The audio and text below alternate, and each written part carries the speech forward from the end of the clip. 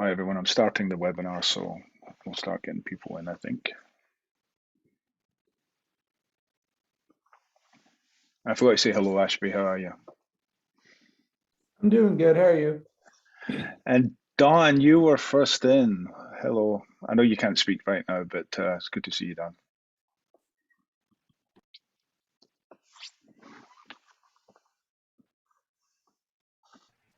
Actually, hey David, can you tell me if I'm trying to figure out whether I can use this screen. Do you still see my presentation when I drag Yes. this window above it? Yeah, I don't, if you want to try and change a slide just to make sure it's working the way it should be, I don't know if you want to do that or not, but I can see Yeah, I can still see your slide. okay. Yeah, it changed. All right. Great. So yeah, it should be good.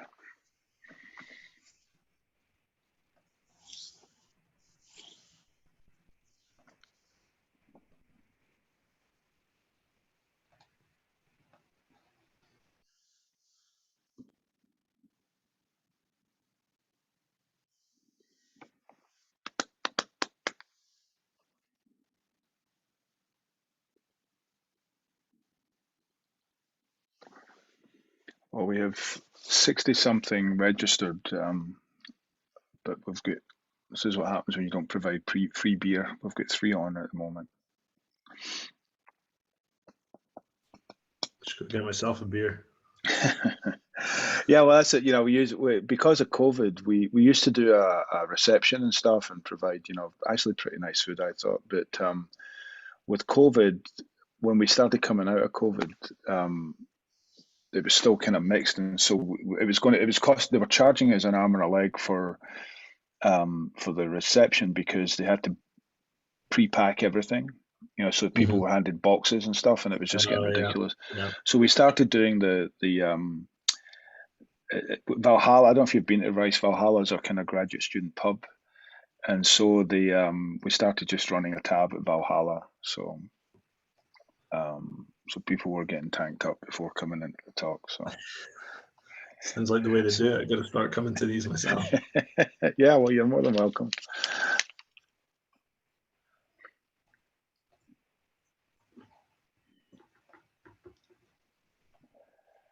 Yeah, we were a bit behind on the. We used to have a person who would do in the in-person ones. We actually have a collection of posters, foam board posters that we'd put together, and everyone would sign them. And then we just started doing digital versions, and then the woman who did that for us retired, and so it's been a struggle to keep up with. But Valerie in our office did, so I'll send you a copy of it. But she did a nice little job on it, so I'll send that to you. We just got it this afternoon, so I don't think anybody's seen it, to be honest. But I'll send it to you. Sure.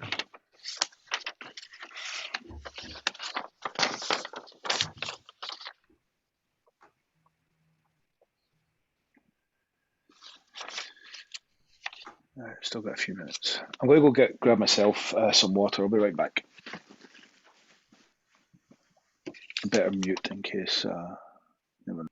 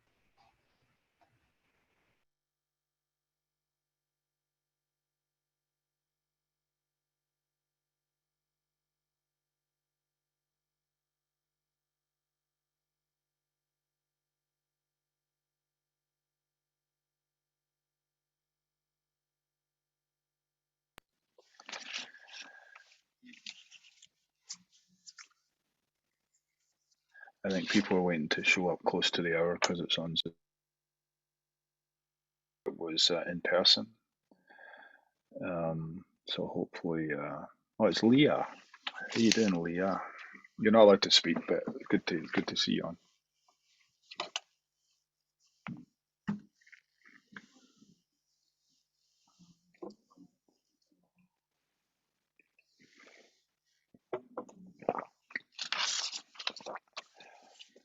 So yeah, Andrew, we also have hopefully a few students showing up too. So it'll be a kind of a mixed group of rice folks and the general public kind of thing. Excellent. Although a lot of the general public are you'll know this phrase, the well Kent faces, right? They've been coming to the lectures for a while. So I was talking to some folks up in Quebec today, and there's the first woman, very French name, but it turns out she's got Irish connections. And then the next woman's come up, name was Annie Ross, and she's got red hair. And I thought, oh, here we go. And it turns out she's just pure Canadian and French speaking. And she goes, yeah, everybody tells me I've got the Scottish name and stuff. And then she pronounced it with that rolling R, and I said, yeah, well, all right, we've got Professor Rhodey on, Patrick's on. So I think we might end up getting started a few minutes late because we do have a lot of people registered, and I usually expect maybe half of them or so. We're only about a fifth of them at the moment, so maybe give people a few more minutes. Okay. Arturo Machuca said he was going to try and join, and he's the spaceport director. I don't know if you know Arturo. No. Okay. Well, but I don't know if he's got the link, so maybe I should check my texts. And the French Consul General was going to join us, but we'll see.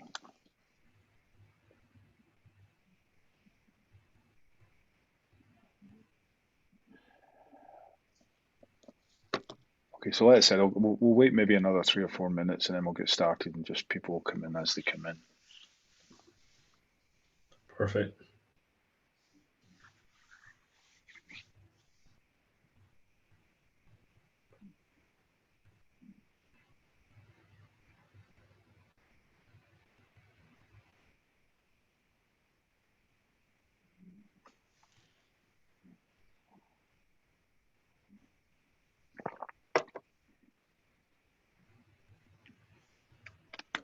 Well, I'm just catching up on my World Cup qualifier results here. Did you see the Italy? Did you watch it? I watched the last 15 minutes of the game. I didn't. I just saw the result here. It was it wasn't a qual. It was just a friendly of Scotland and Poland, but it was a dive by the guy. The last second of the game, the guy takes a dive and he gets a penalty. And so they tied one each with us. We were 1-0 ahead, and a far better team. Well, did you see the Italy North Macedonia score? No, I haven't actually seen the scores. What? Oh, that doesn't sound good for Italy then. It doesn't. They got beat by North Macedonia. They're out of the World Cup. That's right, because it's a one shot deal. It's not a two-legged thing. Oh my goodness me. Yeah, Portugal wiped Turkey. That was going to be a tough one, I thought, but also Sweden get through, and Wales. Oh, Wales almost. I knew Wales were 2-0 up, but so it'll be Scotland Wales if we get past Ukraine. Mm. All right, so we're talking shop here with we're from different sides of the country, but we still talk.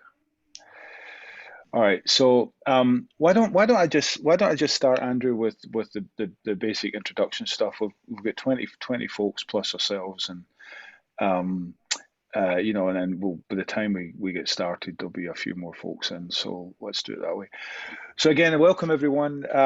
Thanks for joining us. I'm sorry, there was some kind of change of plan with Andrew's. He thought he was going to be in Houston, and turns out not to be. So we moved this to fully online. But Andrew is somebody that was recommended to us, for quite a while. So we're really pleased to have him. So Before I get to do the introductions, I just want to let you know our next talk, we'll start sending out information either tomorrow or Monday, but our next talk will be on April 14.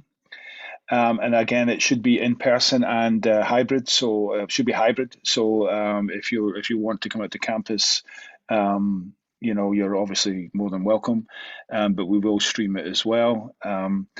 And That'll be Emma Lenhart, and Emma is going to be talking about she's involved with the Gateway, that lunar orbiting station as part of the Artemis program. So she's going to be talking to us about that. So it's really quite a good way to finish the season. Let's see, Patrick Roddy asked if the slides are going to be made available. Certainly, we're recording this, and Andrew, if you're willing, we can make the slides available. We'll put them on the RSI website alongside the actual recording link. So we'll do that. I don't know if Arturo made it, but as usual, I like to thank our sponsors, which are the Houston Spaceport. And lots of exciting things going on at the spaceport. If you aren't following that, you should. And there's a few events coming up too that may be of interest, but we'll start putting out those notices. So with that, what I'd like to do is welcome tonight's speaker. If you've been listening in, you probably hear that he's got a very familiar accent.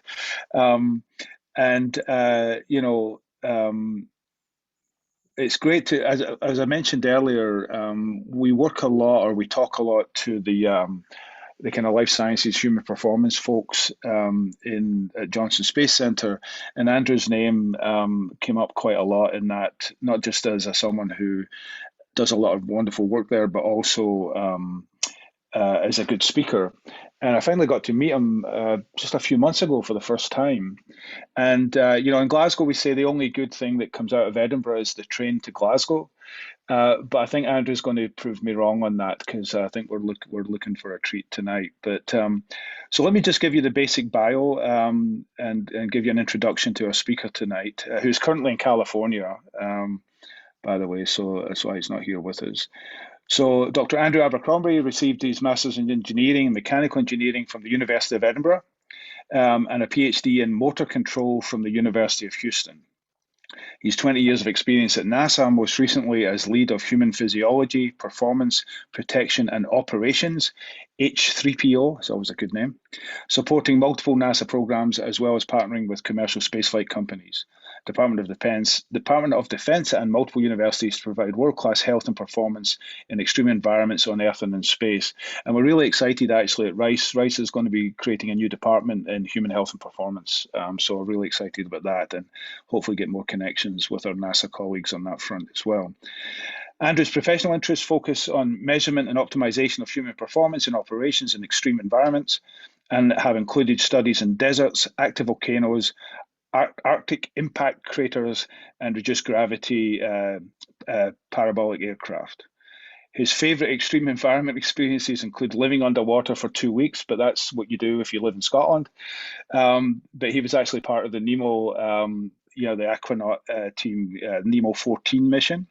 He's been diving in the Antarctic lake beneath 4 meters of ice, fighting wildfires in California, and spending a summer working on construction sites in Houston, Texas. I'm not quite sure which one of those is the most dangerous, but I'll let you make your own mind up. So a very interesting fellow, lots of great work, a lot of great experience behind him, and very important as we move forward, to think about the moon and onto Mars. And so with that, Andrew, my jokes are done, and I'll pass it on to you and let you take. Oh, sorry, one thing I should say. As usual, please put your questions in the Q&A or in the chat. I prefer them in the Q&A so I don't have to bounce around a couple of things. If it's a kind of generic or general question that you would like to ask, please leave them to the end. I may make that decision for you. But if it's something that's for clarification or something that's pertinent to a specific thing that had just been said, please again put that in. And then what I will do, if you're okay with that, is I will unmute you and let you ask your own question of our speakers. So please remember that. Try and use the Q&A and not the chat. Okay, Andrew, it's all yours. Thank you.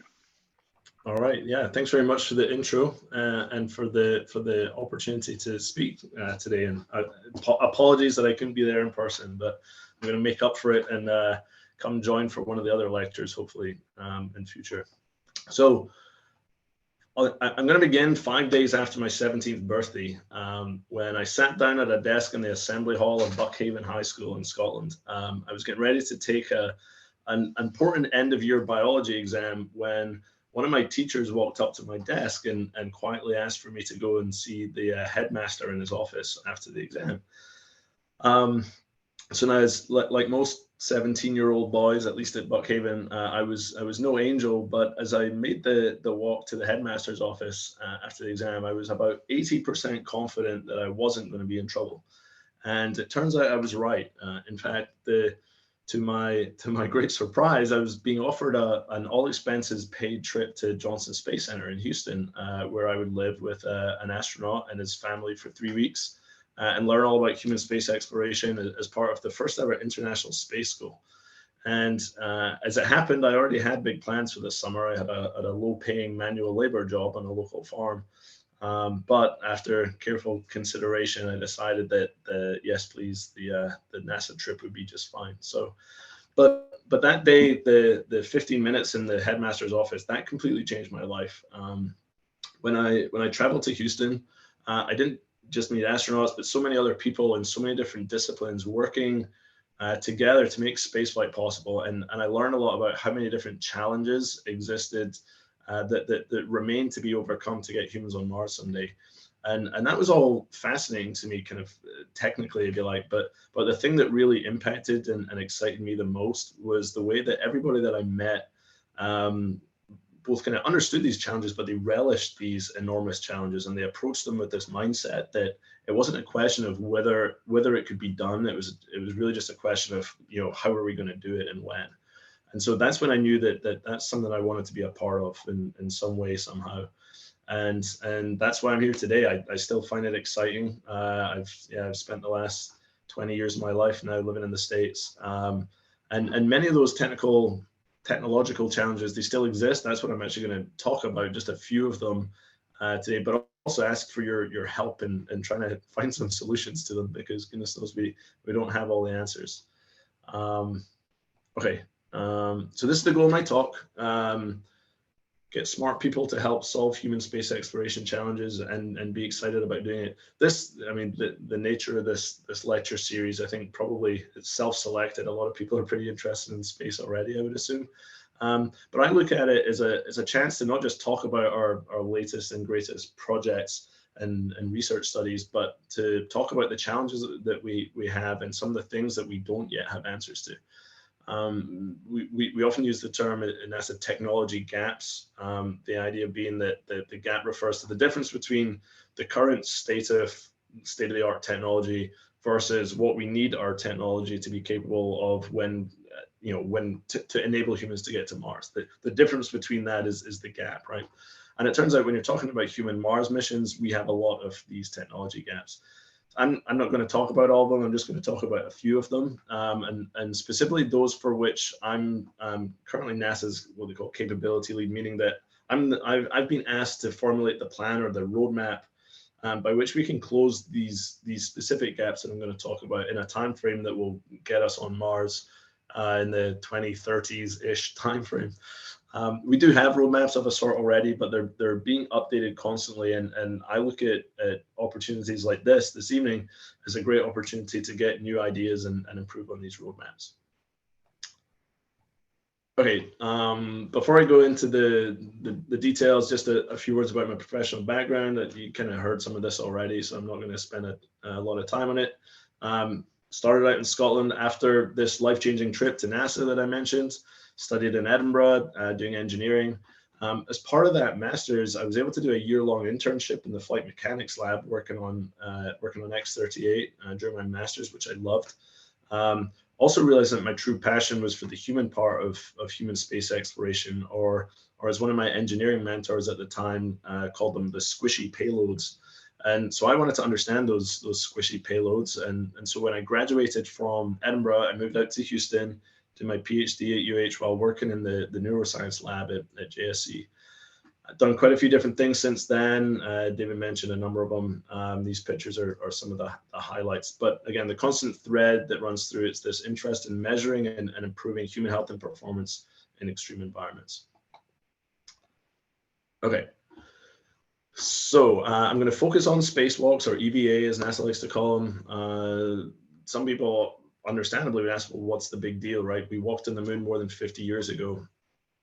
What makes Mars that much more difficult? So I'll talk about some of the specific technology gaps in more detail, but just to kind of set the stage, I want to highlight some of the driving factors that make future spacewalking and especially Mars walking particularly challenging. First, and perhaps the greatest, is the sheer quantity of EVA that we're talking about doing.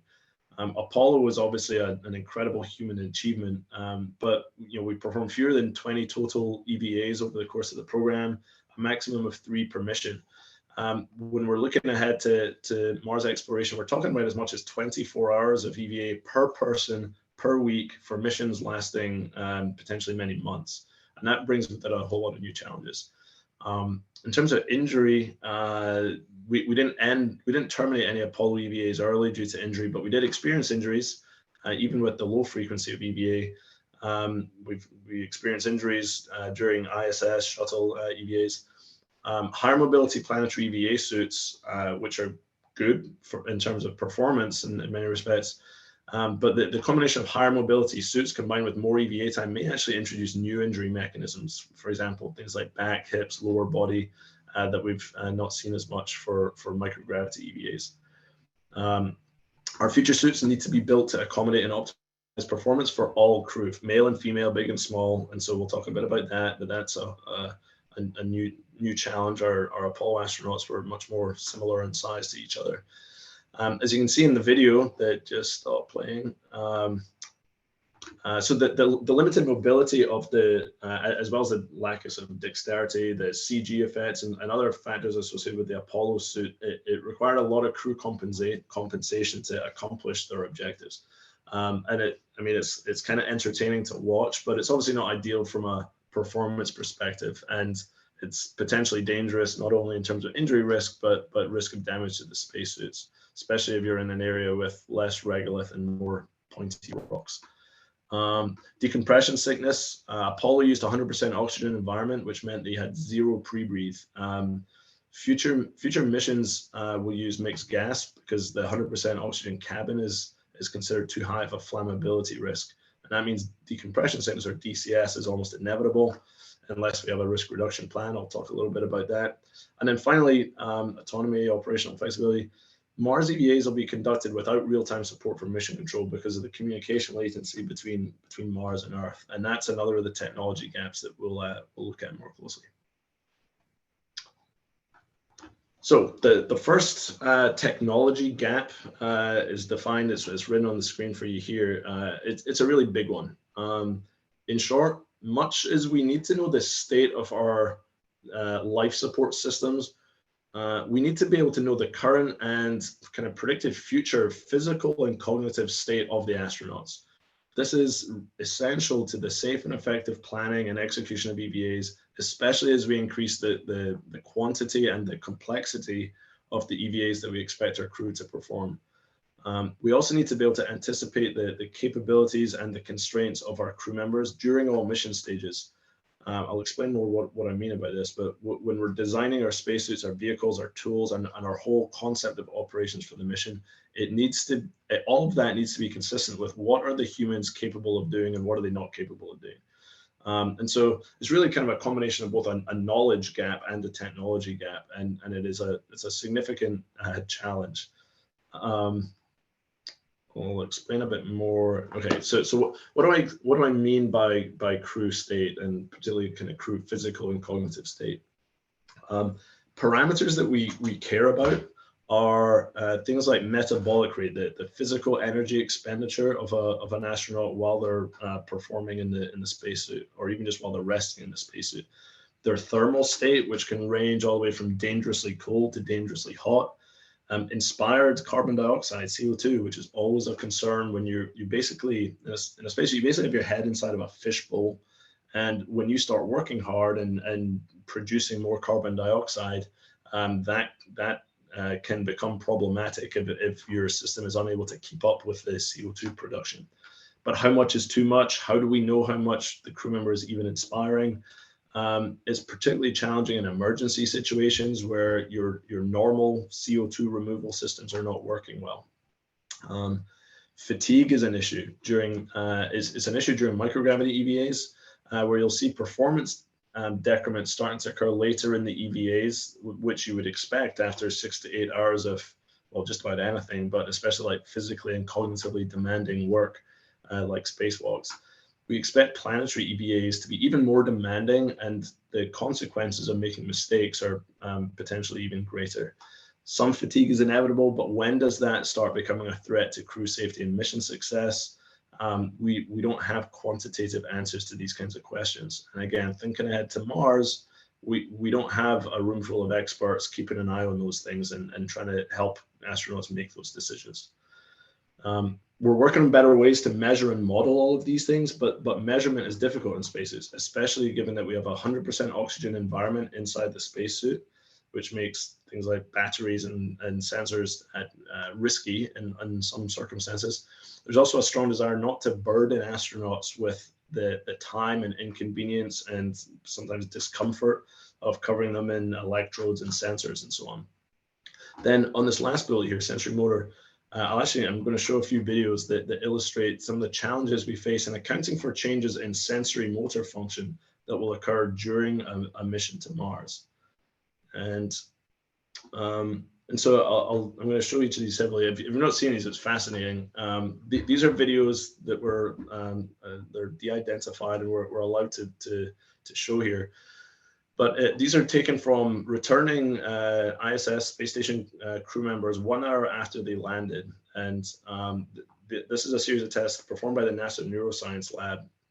And this is not work done by my own lab, but it really highlights the importance of understanding the sensory motor sort of state, if you like, of your crew members. Because if we're planning on a long duration journey out to Mars, land on the lunar or the Mars surface, and then want to perform EVA, then you can see why that's going to be a challenge when I show you some of these videos. So tandem walk, that's kind of heel to toe walking. They're being asked in this on the left-hand side here with eyes closed to walk heel to toe as straight as they can.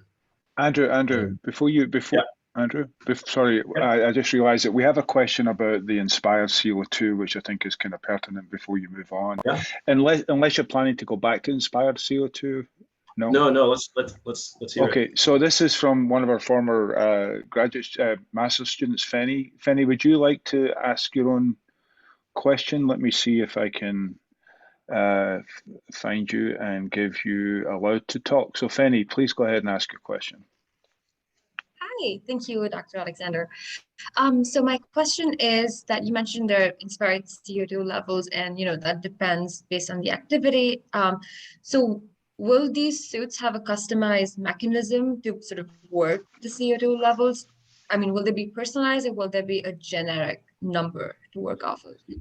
Yeah, so that's actually a really good question. So our standard, or kind of the requirements that the suits are built to are general, if you like. They're not individualized. However, and this is maybe kind of what you're pushing on, the ability of this suit and the life support system to meet that very much depends on the person inside the suit, right? Whether it's a very small person, very large person, and then of course how hard they're working. And so, and it's not just a question of the life support system's ability to kind of remove CO2 from the gas that's pulled out of the suit, but even just the washout within the helmet can be a real challenge, where you can kind of be breathing a cloud of carbon dioxide right in front of you, right in front of your mouth and nose. So I guess the answer to your question is that the requirement and the design of the suit is not personalized. We do anticipate, however, that this idea of a understanding crew state, basically what we're working toward is what we're calling this crew state and risk model, which will be individualized to understand because when we send humans to Mars, we're going to know exactly who they are, and we better know just about everything about them. We will have individualized models so that we can, at an individualized level, be able to predict what that CO2 level, that relationship between inspired CO2 and metabolic rate and the tasks you're performing, looks like. But then also for all of these other factors, things like sensory motor, which I'm about to show you, vary significantly among individuals also. Does that answer your question? Yes, it does. Thank you so much. Yeah, thanks for the question. Okay, I will keep going. Okay, so again, these are immediately or 1 hour post landing, and as you can see, hopefully the videos are playing for you. This individual, having a great deal of difficulty, and then that is with eyes closed, as you'd expect. That's worse. But when you allow them to open their eyes, it's better, but it's not better to the point where you would want to put this person in a spacesuit, ask them to get out of a lander, go down a ladder, and make their way over to a Mars rover or a Mars habitat, right? The time course of that this isn't, this is functionality that is recovered, and in some cases it's recovered very quickly. However, every returning crew member has some level of kind of vestibular and sensory motor symptoms. Every crew member experiences some amount of motion sickness as well. So you can understand why characterizing this and accounting for it in the design of your, not just your hardware, but of your whole kind of operations concept is essential. This video here is, this specific video is not of a returning ISS crew member, but we now have a study that our lab leads that does actually put returning ISS crew members in a spacesuit in simulated Mars gravity and has them perform these different tasks. So here's your lander, right? Coming down a ladder, moving around, connecting, power cables, etc. And because the videos I showed you previously, very interesting, but when we ask our crew members to do EVA, we're probably not going to have them close their eyes and do heel to toe walking.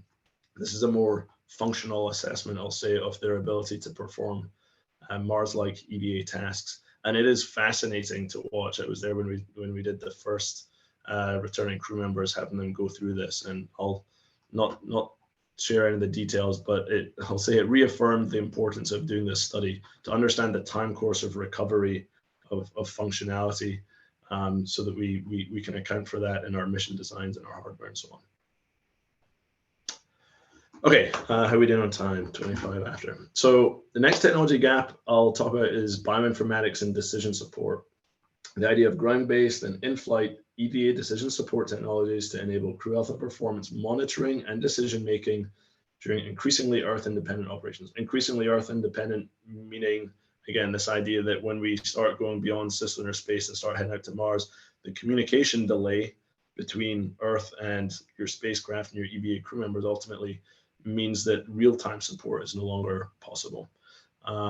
This gap is very closely related to the previous gap about this idea of developing a crew state model.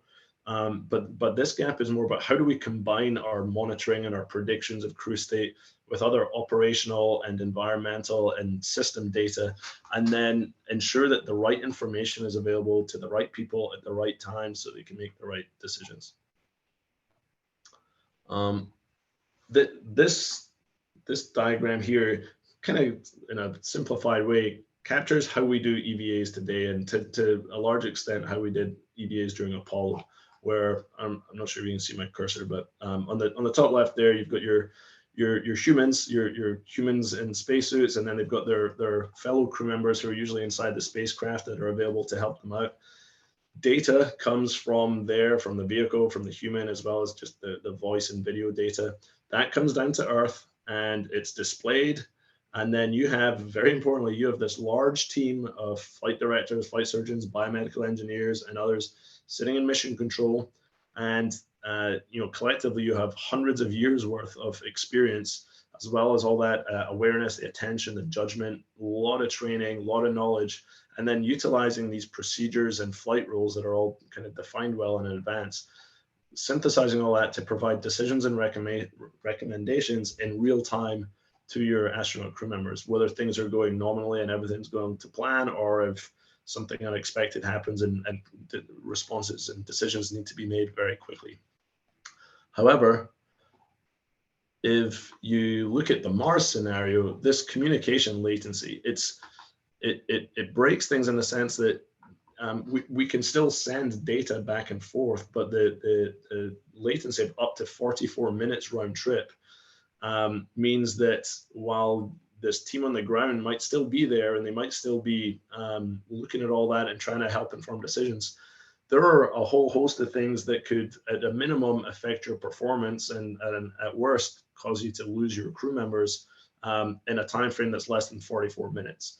And so protecting for crew health and performance requires a different solution for Mars. That is, excuse me. Actually, what I'm going to show you here, I'll go back to this just for a moment. To fill that technology gap, that's a huge problem that I just kind of described there, right? There's a lot of different pieces to it. And so we're trying to kind of decompose it a bit, identify specific scenarios in which we're going to have to make life or death, sometimes decisions, and using that as a way to kind of start identifying specific decision support scenarios and technologies. We are working on kind of testing those. We're big believers in kind of prototyping scenarios, then testing them, seeing what helps, seeing what doesn't help. One place that we're doing that is, as almost an opportunistic thing, is in the neutral buoyancy lab. Actually, I'm not sure if you're going to hear my audio in this. Can you tell me, David, can you hear the audio? Yeah, I can hear it. Okay. So I'll pause it real quick. This is an astronaut where we're just testing out a simple helmet-mounted display. It's not as much about evaluating the technology of the display, but we're using a voice recognition software, and we're collecting real-time metabolic rate data, heart rate data, and providing them other data, and just making that available to them during their NBL runs, their neutral buoyancy lab runs. And again, this is not a exhaustive scientific research study, but it's a kind of opportunistic chance for us to get some initial feedback on what is useful information, what is distracting, and the intention is to use this kind of test bed to evaluate kind of more sophisticated decision support systems in future. I'll just let you hear 30 seconds of this. I see, I heard the beep that time. Okay, got it, thank you. Please say the wake word and then phase elapsed time. Grapefruit. Phase elapsed time. SAPT0. Got it, thank you. It thinks you want to wax your face, but it understood you. Okay. Can you please say the wake word and then show me EV location? Grapefruit. Show me EV location.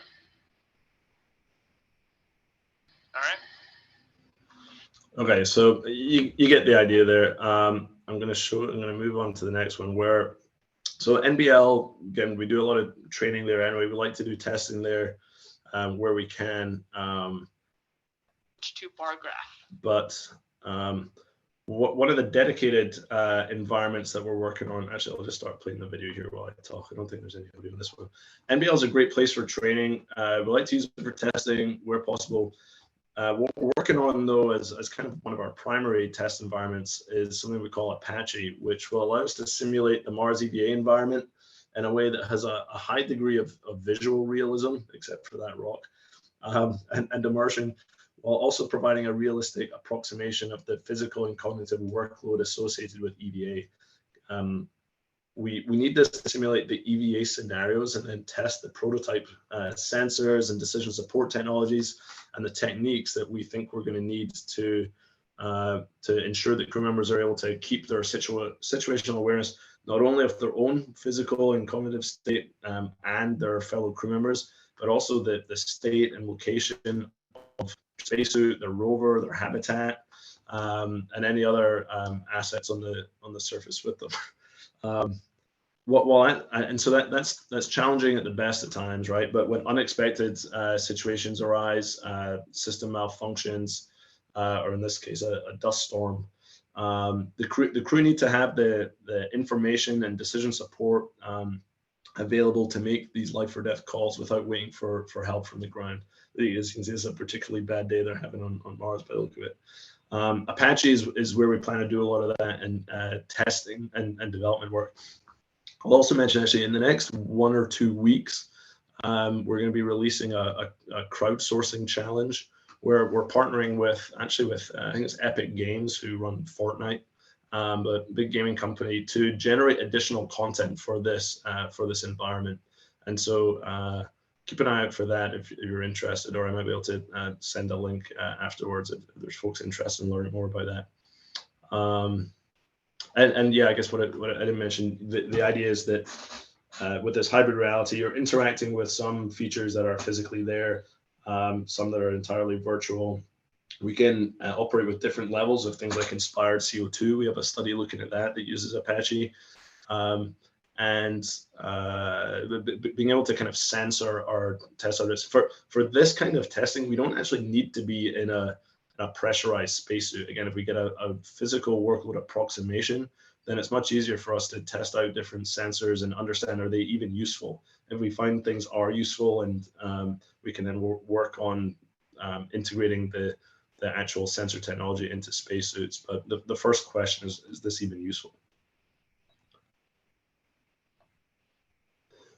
Excuse me. Okay, third gap I'm going to talk about is suit fit and injury. I'm just going to go ahead and read this. So injury prediction, monitoring, and mitigation technologies to enable planning, training, operations, and system design for all suited mission phases. What we mean by that is EVA spacesuits, so the ones used in a spacewalk, and IVA spacesuits, the one you wear inside of a spacecraft during launch and so on. And really importantly, for all anticipated crew member anthropometries, not just for people who are 5'11" and 180 pounds. Apollo crew members were all male. They all had relatively similar anthropometry. For future missions, we're requiring our spacesuits to fit first and 99th percentile. Hold on a second, I got a cough.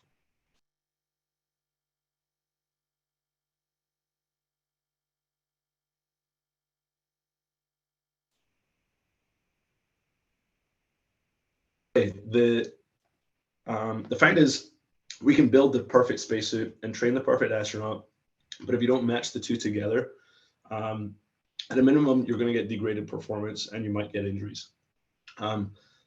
Aside from the obvious fact that humans come in all shapes and sizes, there's other factors that make this a challenge that I've got listed on the left there. Not spoken as much in a while, apparently. So how you quantify suit fit? We don't even have a kind of agreed upon way to measure suit fit. How do you account for personal preferences? Some people like a really snug fit, others like much more space. Excuse me. In-flight anthro changes, so your body changes during space flight, and so how do we account for that and make sure that the spacesuit that fits at launch also fits when you land on Mars? And then squishiness, as I kind of like to call it. Excuse me. You need to contact the suit to move it, but there are parts of the body that are compliant or squishy, and there's parts that are not. And there's some parts that are okay with being squished and some parts that are not. It's hard to measure and it's hard to model, but it's extremely important to filling this technology gap.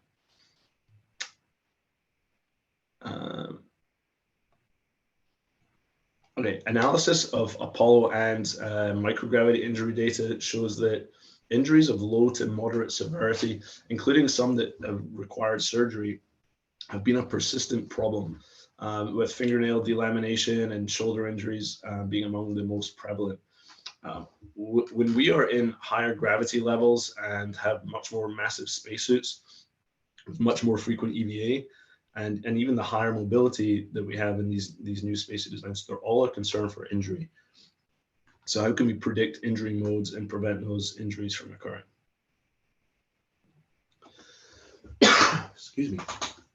So what we're doing, we're working on biomechanical models, ergonomic models, finite element models of suited humans, all of which have their potential applications. But we're also probably going to need to decide where to prioritize our efforts. To do that, we're using a risk-based approach where we prioritize our efforts. We assign try and identify every possible way you could hurt yourself in a spacesuit, injury modes as we call it, and then assign a likelihood and consequence to each of those, and then use that kind of risk analysis to guide where we prioritize our efforts. Probably not realistic to never get any kind of injury in a spacesuit. Ultimately, our goal is to develop generalizable tools to predict, monitor, and mitigate EVA fit and injury issues for all crew members. And this is actually an area, you can see with the logos there, we've worked closely with academia, industry, and DoD and other government agencies in the past on what we call occupant protection, and trying to mitigate injury risk, particularly for things like Orion and the commercial crew vehicles, where they're interested in landing-related injury mitigation. So we're looking to leverage a lot of that, both the modeling work and the partnerships that we've taken advantage of in the past. Okay, this is the last gap. I think we're doing okay on time. So decompression stress, prediction mitigation. So actually, I'll let you read that for yourself. I mentioned already, Apollo used 100% oxygen. The significance of that is that when you have the decompression sickness 101 here, right? If you have nitrogen in your body, and depending on the partial pressure of that nitrogen, when you decompress, when you go into a spacesuit and go down to lower pressure, that nitrogen wants to form bubbles and get out, and that can become a problem. We generally classify decompression sickness into type 1 and type 2. Type 1 being the joint pain, single extremity tingling, mild skin symptoms. Excuse me. Type 1, we don't want to get type 1. We will terminate an EVA if somebody gets type 1 DCS, but we've not observed any reports of irreversible health effects resulting from a type 1 DCS hit. Type 2, on the other hand, is serious DCS, central neurological or cardiopulmonary symptoms. That can be life-threatening. We absolutely want to avoid that. And we're going to need to, so this gap is essentially identifying how do we ensure that we're not going to get type 2 DCS on exploration missions. Flight preview protocols, they must be validated on the ground via human-in-the-loop ground testing before we go and operationalize anything. So a bit more information about this. Sorry, again, Andrew, can we, if we go back a second, I'm sorry for, I know I sound rude, but we did agree that I could interrupt. So there's a question about the use of, well, I'll let Bill ask his own question, but if you don't mind me interrupting you, I think we have a question. No, not at all. Bill. Please. So Bill, I'm going to allow you to talk, and you should be able to ask your question now. Okay, can you hear me? Yes. Yes, sir. Okay, simple question. You mentioned Apollo spacesuits using 100% oxygen. I remember Apollo 13, they said oxygen in the space capsule was bad, so I believe they stopped that, but you're saying they still used it for EVA. Can you explain why they decided to do that? Sure, yeah. So for spacesuits, typically, you could operate a spacesuit at 1 atmosphere if you wanted. We're all probably at more or less 14.7 psi right now, 21% oxygen.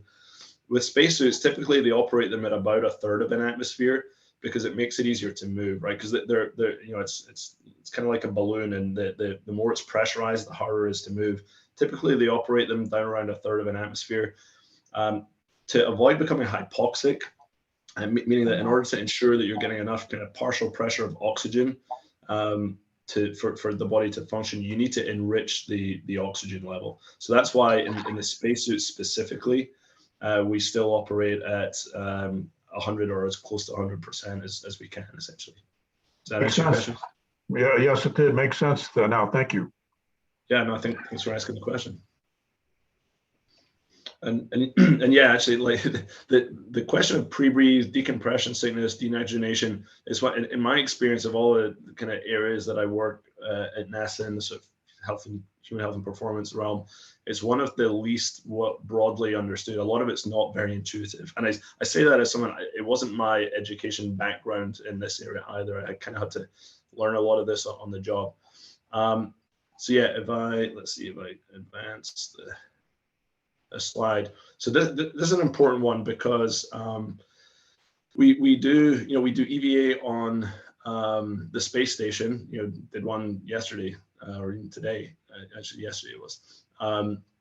And we have protocols. The space station, the spacesuit that we use on space station is at about 1/3 of an atmosphere, about 100%. What is it that means we need different pre-breathe protocols? So very importantly, this first bullet, decompression sickness risk is increased by ambulation and physical activity during altitude exposure. What that means is that when you and we know this from testing, chamber tests done on the ground, where the exact same pre-breathe protocol. By pre-breathe, what I mean is breathing a high percentage of oxygen to allow your body to off-gas the nitrogen before you decrease in pressure, right? And so if you can get rid of, you don't have to get rid of all of it, but if you can get rid of a lot of that nitrogen, your risk of decompression sickness is greatly reduced. And so we know how much oxygen pre-breathe we need to do on space station to avoid getting decompression sickness to within an acceptable risk level. We don't know what that is for scenarios in which we are going to be walking. These ground chamber tests that I mentioned, they're the exact same pre-breathe protocol. They've and in human test subjects, they found 0 incidents of decompression sickness among subjects who just basically laid in a bed effectively the whole time. They would do upper body work to simulate a microgravity EVA, but they weren't allowed to even stand up. Then they had another set of subjects that did the exact same thing, but they were allowed to stand up and walk around, got 20% decompression sickness, right? So a big difference. And therefore, our shuttle and ISS protocols are applicable to microgravity. They're safe for that, but they are not going to be applicable to the moon or Mars. To give you an idea of how big a deal that is, when we're doing chamber tests at Johnson Space Center, where we'll put them in a vacuum chamber, the suit will be at 4.3 psi. They have to do a 4.5-hour resting pre-breathe right now if they're going to be doing an exposure of more than 2 hours in the suit. Even that is about 20% estimated type 1 DCS risk. Some thought that it might even be a little higher than that. We only accept that because there's almost immediate access to medical care and hyperbaric treatment. We don't accept that level of risk, for space flight. If we have to do 4.5 or 5 or 6 hours of pre-breathe every time we want to step outside and do an EVA, it breaks your mission timeline, right? It's just not a viable option. So what are we doing about it? Again, Apollo used 100%. We are not going to be able to do 100%. So what we're working toward is something where we use 8.2 psi and 34%. It's what we call exploration atmosphere. It's kind of like any good compromise. It's this kind of midpoint where nobody is happy, right? So it's higher percent oxygen than our flammability people would like. Anything above 21% they don't love. When it gets above 30%, they really don't like it. From our kind of human health and performance perspective, it's mildly hypoxic, not a bit. It's about 4,000 feet equivalent air altitude, but it's mildly hypoxic, and it still doesn't eliminate nitrogen from your body. So there's still some residual DCS risk. And then the engineers don't like the fact they need to change all their life support systems to deal with 8.2 psi and 34%. We've just spent the last couple of decades on space station working on kind of 14.7, 21% life support systems. What we're going to do, the reason I'm showing this chamber here, this is called the 20-foot chamber at Johnson Space Center. It's a 3-level facility. We spent the last 3 years getting it outfitted to where it can operate at 8.2, 34%, or a range of other atmospheres. And we are going to be putting 8 people in at a time for 11 days at a time.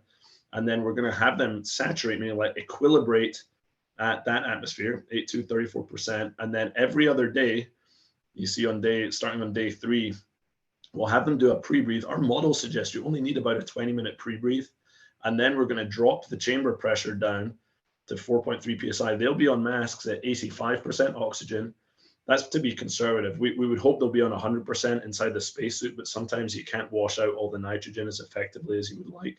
So conservatively, we want our ground tests to be less safe than we do in flight, right? When we operationalize this, we want to make sure that if there's a difference between the way we test it on the ground and the way we do it in flight, we want it to be less safe on the ground, right? We don't want any surprises when we go to flight. And so we will then have them do it, and I'll show you an image of the EVA simulation. We need them to not just walk around, but be physically exercising, essentially doing EVA-like tasks for 6 hours. It's brutal. And then we see if they get DCS. That's the primary outcome. Do they get DCS or not? We also look at VGE, venous gas emboli, bubbles in your bloodstream essentially, and that's an indication of decompression stress. So we have accept reject criteria based on whether people get DCS or not, and it's any type 2 DCS, any of that serious DCS, we immediately say go back to the drawing board. We need a different pre-beat protocol.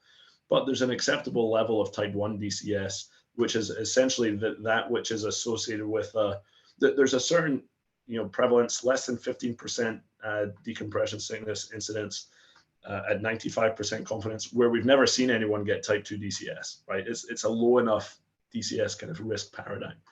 And so we're going to do that in this chamber. We've got the first 3-day test, a test run coming up in May, and then we'll start doing these 11-day tests in June.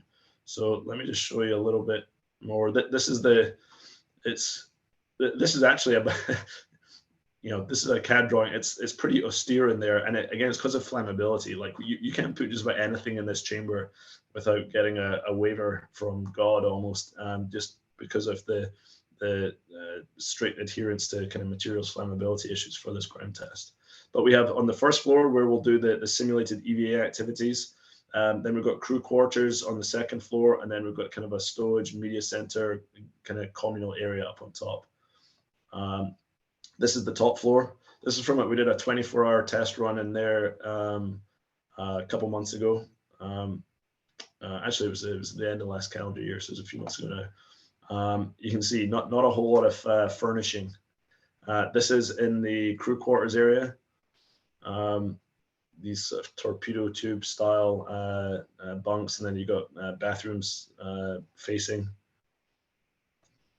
And this down in the bottom floor where we're doing these EVA workload simulations, we're monitoring for venous gas emboli, like I said, and then this is just an example where it's almost the other extreme from Apache, right? I explained Apache, that hybrid reality simulation, where it's very much about the cognitive real and operational realism of what we're doing to look at kind of decision support and so on. This is much more about getting a realistic physical workload, right? And I say, having been through this myself, it's kind of mind numbing. We're trying to find ways to keep people a little bit from going crazy. But in terms of getting DCS, your body doesn't necessarily care, as far as we know, that you're cognitively stimulated. It really is about metabolic rate, joint torques, and things like that. So we have them physically exercise, going through this different cycle of activities, and then we see whether they get DCS. Okay, so that this is my get off the virtual stage slide. To conclude, I'd say very exciting time in NASA and in human spaceflight. If you're even half paying attention, you know that there's a lot happening both within NASA and outside of NASA. This is a poster I've got hanging in my office, but I think it's good for this audience too, because we don't have all the answers. We need new ideas and innovation from outside of the NASA walls, and so happy to take questions, and even happier to listen to your ideas and suggestions for how to solve some of these problems. So thanks. Great. Well, thank you for that. If I was on the ball, I could use my my clap reaction, but I can't find it. Anyway, thanks a lot, Andreas. I'm always amazed, and I think it's something that I think our audience is well versed in this, but I'm always amazed at the range and the depth of the problems that the Johnson Space Center, for instance, works on for one part of this whole mission architecture. It's kind of amazing to me. And even what you've said, I don't know how many problems are in there that need solved, and the studies that need to be made. So it's really quite fascinating. So we're getting some questions coming in. Before I go, I think Mark Jernigan was asking something about test subjects. So Mark, I'm going to unmute you, and then you can ask. I think Andrew knows Mark. So let me just get Mark asking his question. So you're free to talk, Mark. Mute him, for goodness sake. Mark. Hey Andrew, how are you? Hey Mark, I'm good. I was curious. Given that what you're doing is a little bit hazardous, I was wondering. how you get test subjects and whether or not that's a shortage that you're dealing with, or I'd like to really, I kind of know the answer, but I want you to talk about, how you get test subject in and get people to get involved in the program. Yeah, yeah, no, that's a good question. So I'll say thus far we've not actually had a problem with that. We do have a lot of people pretty interested in doing it. The as with any research study, right? Informed consent is critical. So what we have to do is provide our best quantitative estimate of what the actual risk is. And our model, the problem is our models don't cover this particular regime. Again, one of the reasons why we have to do the study. The best models we have suggest it's very low percent risk of DCS. Even if they do get them, we're not even willing to accept the fact there's a hyperbaric chamber at the neutral buoyancy left for treatment. We said, even though you could be there in probably 10 minutes, we said what we're doing is actually getting a deck chamber that they use for deep sea diving, commercial diving, and planting that literally right next to the hypobaric chamber that we're doing the test in. So if you do get bent, the most effective treatment for DCS is rapid recompression, right? So we think it's actually very low risk, but it's not zero risk, and we're doing the study because we're not sure if our models are right. And it's a very high physical workload, and we know high physical workload increases risk. So the fact that we have these precautions in place, has assured both the IRB, we have a data safety monitoring board, an external board to essentially kind of oversee the everything that we're doing, making sure that we're taking every necessary precaution. And with all of those things in place, again, it's not zero risk. But we've thus far not struggled to find subjects. There's another study that I know Mark's well aware of called CHAPIA, Crew Health and Performance Exploration Analog, that they're getting ready to ramp up. That's 1 year long missions, living in a simulated habitat in Johnson Space Center in Building 220 there. For that, it sounds, to me, not something I would sign up a year of my life for, but they had thousands of applicants for that one. So now they're kind of doing an astronaut selection type process to figure out who's going to go in for that. So it's great. Like we're fortunate to have a lot of people very enthusiastic about helping out with this kind of important research. So we've got a couple of questions coming up. But before that, Bill, who asked a question earlier about the oxygen content, he says, "I never dreamed of most of the things you guys must think about. I'm certainly glad you're thinking of them." So I think that's a little statement of endorsement there. So that's great. And then someone else from Rice, Professor Rody, Patrick Rody. So Patrick, I'm going to unmute you when I find your name down here. Here we go. So Patrick, you should be free to speak now. Okay, can you hear me okay? Yes. Yes, sir. Okay, well, thank you, Andrew, for your presentation. My question is, how successful would incorporating artificial gravity in manned spacecraft be at attenuating the subsequent motor performance problems you're seeing with the crews? Yeah, very, very good question, and that is something that has been looked at. I mean, and to some extent, is still being looked at as a countermeasure. And there's, as you might be aware, there's different kind of approaches to that as well. The idea of maybe just intermittently you could do, whether an hour or two of centrifugation every day, or maybe you just do a little bit before you land. Maybe you spin up your entire spacecraft. I mean, I think I should preface this by saying not an area that I'm expert in, but having worked on a lot of the kind of Mars architecture teams, things like that.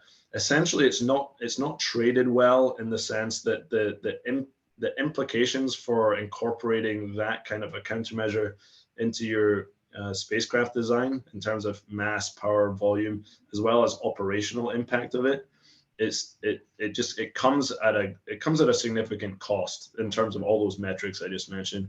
And while we don't yet have a good I'll say sensory motor countermeasure, if you want to kind of maybe simplify it that way a bit, we have candidates that are I'll say a bit simpler than artificial gravity.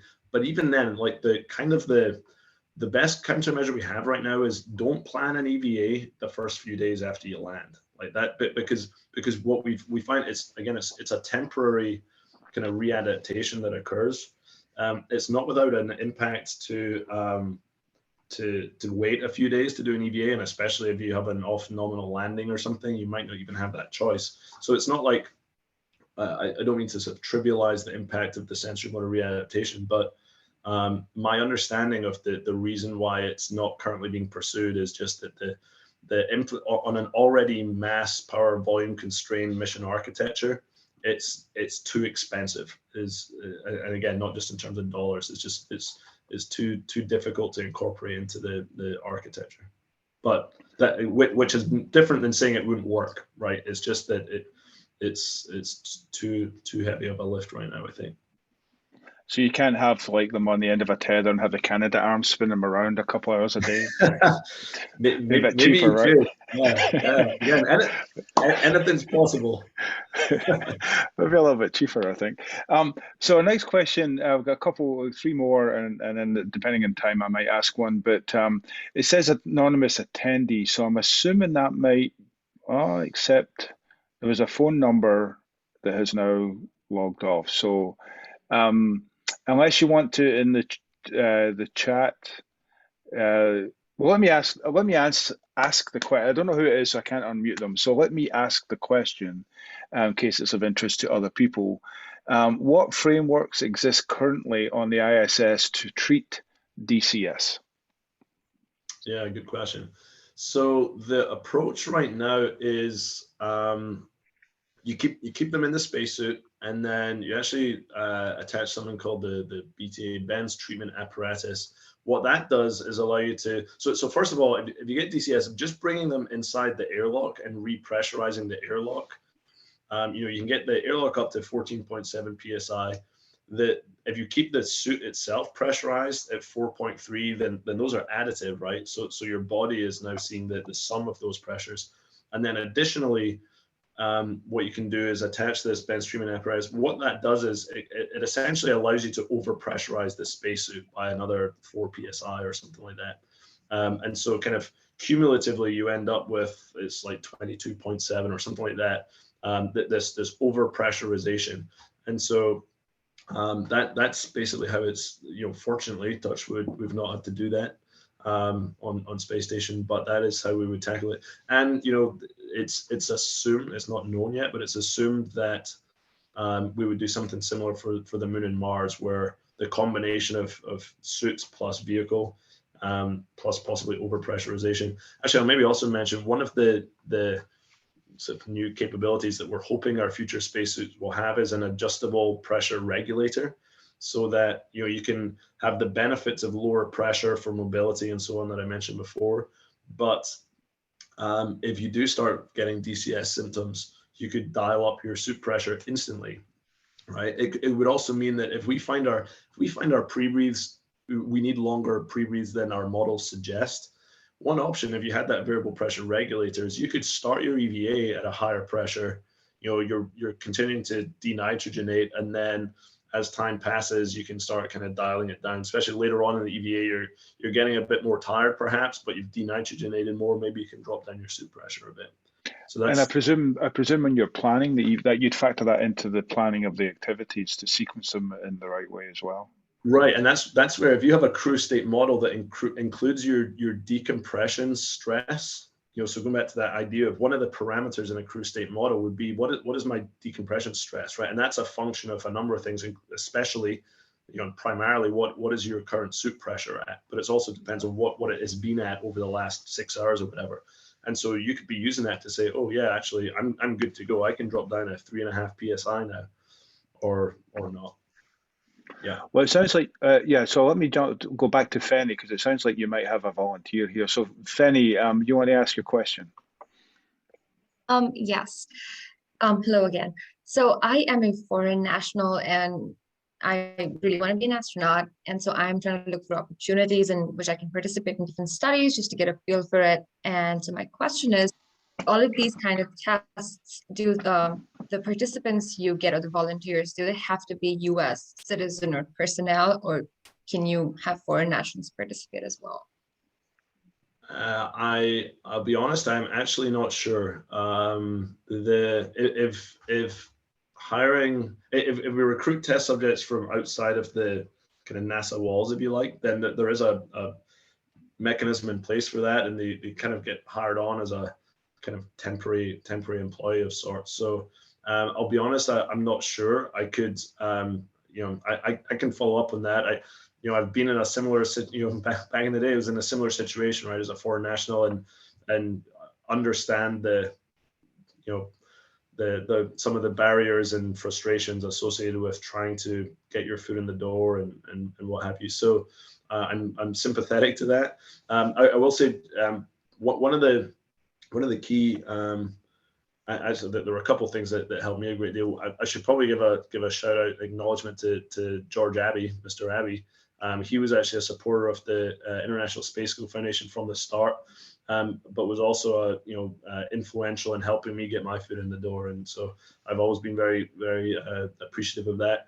But the other thing, NSBRI at the time, National Space Biomedical Research Institute, now somewhat analogous, I think, to TRISH, the Translational Research Institute for Space something, Space and Health. There we go, almost got it. So they were NSBRI's. That's kind of where I did several internships, and they were more flexible than NASA and NASA contractors. And so being able to get that experience was critical for me. So it's perseverance is key. And also remember, and in my case, I was very keen to work, not just at NASA, but in Houston as well. But more and more these days, while I don't want to discourage, NASA and JSC and so on, there are so many more opportunities out there right now, both in the US, commercially and overseas as well. So, but yeah, that's, I can try and find an answer for you. Certainly, at least for the exploration atmosphere study, I can get an answer for you on that, because I know the people doing the recruiting. Thank you so much. Thanks, Rani. And the last one on the list right now is from Jan. So Jan, let me, I have now unmuted you, so you should be able to ask your question. Please go ahead. Hi, can you hear me? Yes, sir. Hi, thanks for the talk. That was really, really interesting. So the question is written, but I'll just say it.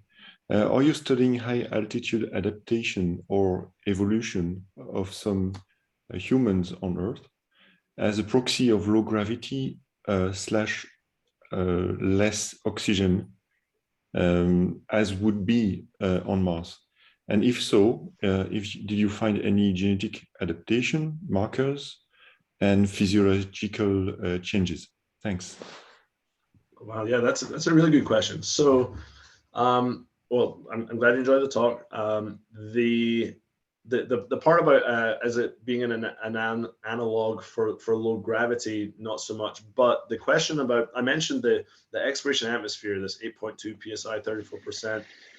On the one hand, it's if you just look at like partial pressure of oxygen, it's similar to like about 4,000 feet of altitude. And yes, one of the first things then we do is look at, okay, well, do we see people having major problems on Earth at 4,000 feet? And of course, there's the difference between kind of acute adaptation versus kind of longer term issues. But what we have, but the fact is, it's not a true one-to-one comparison, right? Because the way we achieve that partial pressure of oxygen is by actually decreasing the hypobaric pressure much higher than 4,000 feet, but then bumping up the percent O2. And so, what others have found, I mean, it's a limited data set, but what others have found is that there's to some extent an effect of pressure per se, if you like, so that you can't just solely compare the partial pressure of oxygen. So what that means is that while it's certainly worthwhile looking at adaptations to populations that in some cases have evolved in these what we call hypoxic environments, it's not a one-to-one comparison with these kind of artificially created atmospheres. So one of the things that we're doing, and I didn't really get into it on the chart I showed with the study design, maybe I can go back, but we're doing on the alternate days, we're doing hypoxia characterization. Yeah, this hypoxia, so, and it's not just hypoxia, it's really hypobaric hypoxia characterization. We don't expect any significant issues, but just out of, I'll say, an abundance of caution, we're having them do kind of both physiological and cognitive data collections to look at whether there's anything particularly concerning that arises when we have these people spend 11 days in this hypobaric hypoxic environment. And then the last thing I'll say, we do have some experience at this level of hypoxia on space shuttle, and even when we do camp out on space station. On shuttle, we would lower the vehicle pressure down at 10.2 psi, pump up the oxygen to 26.5%, and have crews spend several days at that. And we went through and mined all that data. We didn't see any issues with poor sleep or anything like that. So we don't think it's a problem. But we're trying to confirm that. But thanks for the question. Thanks very much. Yeah, and I have to address something that came up in the chat there. So it's Mr. Shaw. So Mr. Shaw, I appreciate your concern and why you're asking the question, but I think that's really beyond the scope of anyone on the call here, particularly Andrew. And it's very difficult to know any given instance of anyone's particular health. It's all very personal. So I don't think Andrew can have a look at it later, but I don't think we can really help with that question. So hopefully you can maybe work through your doctors and see what's going on there. So I just wanted to acknowledge that we saw your chat, but I think we can't really. It's not something we can do here. So now it's Nathaniel. I'm going to go to you now, Nathaniel Matthew. You can now ask your question. And I think this will be the last question for this evening. So, Nathaniel, you please go ahead. Yeah, thank you so much for your presentation. This is perhaps a bit on a tangent, but do you see spacesuits being used to counteract visual deficiencies astronauts acquire in space? And if so, how? So interesting question. Got to think about that.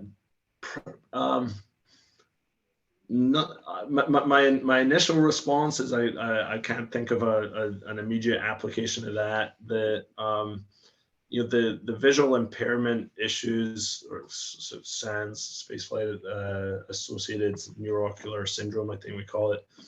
These visual impairments that we're seeing in some astronauts. So there's been a lot of effort spent in recent years over the last decade or so trying to really kind of understand mechanistically what's going on there. And it seems like a lot of progress has been made. But I'm not thinking, nothing comes to mind immediately in terms of the application of spacesuits to solving that problem. There are a number of candidate solutions. So, some as simple as glasses, but that's maybe not the most popular one. But my hope would be that by the time we get to Mars, through a combination of countermeasures and crew selection and understanding predispositions to these kind of visual impairments, that by the time we get on the surface of Mars, we're probably not going to have that as a problem to solve. Well, great, thank you, Nathaniel. Well, listen, I think you've just proven that something good can come out of Edinburgh, other than the train to Glasgow. So I take that as quite a compliment. Yeah, but I've got. Unfortunately, this is being recorded. I was going to say I'll deny it, but I can't. I'll just put my. As I said, I only open my mouth to change feet. So, but listen, Andrew, that's. I mean, it's just, as I said earlier, it is amazing the kind of level of detail for all of the different things we have to do. We think it's just, we're just going to fly there, walk around, and it'll be great, right? Why aren't we doing it? But it takes, if you're going to protect people, it takes the kind of work that you're doing and a huge amount of work by many, many others. And so, again, very much appreciate you being part of our series here. It was an excellent talk. I think people really enjoyed it. And I thank you all for joining us, and thank you for your questions. And with that, good luck on your next trip, and wish your grandmother a happy birthday. And maybe I'll see you in the Royal Mile. Yeah. Tell me what pub you got, and I'll sort of see if you're in there. Right. So listen, thanks a lot. Hopefully we'll see you next time you're in Houston, and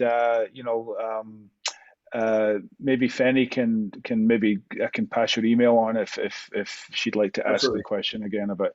Well, listen, thanks a lot. Enjoy the rest of your evening, and thank you all. Hopefully we'll see you on April 14, where we'll be going from Mars to the Moon. So hopefully I'll see you again there.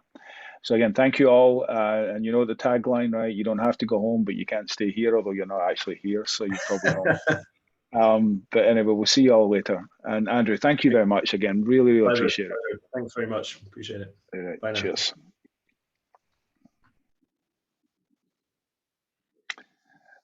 All right, and